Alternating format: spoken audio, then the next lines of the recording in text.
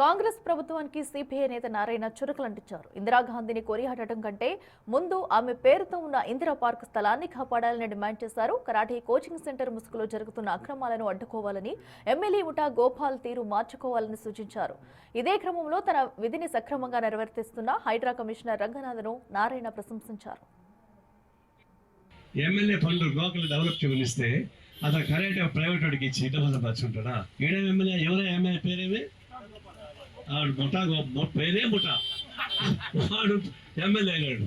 మన క్రమ కాదు ఇట్లాంటి ముఠా వాళ్ళంతా నేను ఎమ్మెల్యే చేసి ఇట్లా ఉంటుంది మన బతుకంతా. తక్షణం ఆ ముఠా గోపాలు క్షమాపణ చెప్పి డబ్బులు ఏక తీసుకోవాలి, లేకపోతే నేను ముఠా గట్టి పంపిస్తాను జాగ్రత్త అని చెప్పి చెప్పాల్సి వస్తుంది. ఇంకొకటి ఏంటంటే ఇది ఇందిరా పార్క్ పేరు.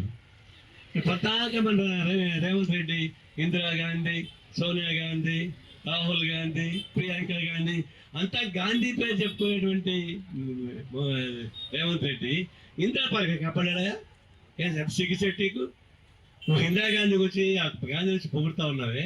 స్వయం ఇందిరా పార్క్ ఇది, ఇందిరా బొమ్మ ఉంది అక్కడ ఉంది. అదంతా లాస్ అయిపోతుంటే చూస్తూకుంటావా? అడుగడుగో పరిగెడుతున్నాడు. ఏం పరిగెత్తక్కడ ముందు ఇందిరా పార్క్ రెడీ చేయి. రంగనాథ్ గారికి నిజంగా థ్యాంక్స్ చెప్పాలా. వెంటనే వచ్చి దాన్ని ఆపించాడు, ఆ గోడ కట్టించాడు, కబ్జా ఆపించాడు. అంటే ఆయన పరిధిలో చేశాడు. మిగతా చేయాల్సింది ఎవరు? మున్సిపల్ కమిషన్ చేయాలి, వాళ్ళు చేయడం లేదు.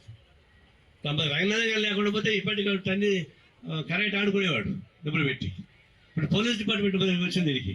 మనం ఏం చేస్తాం? వాకర్స్ అంతా వయసు మించిన వాళ్ళు, అబవ్ ఏజ్.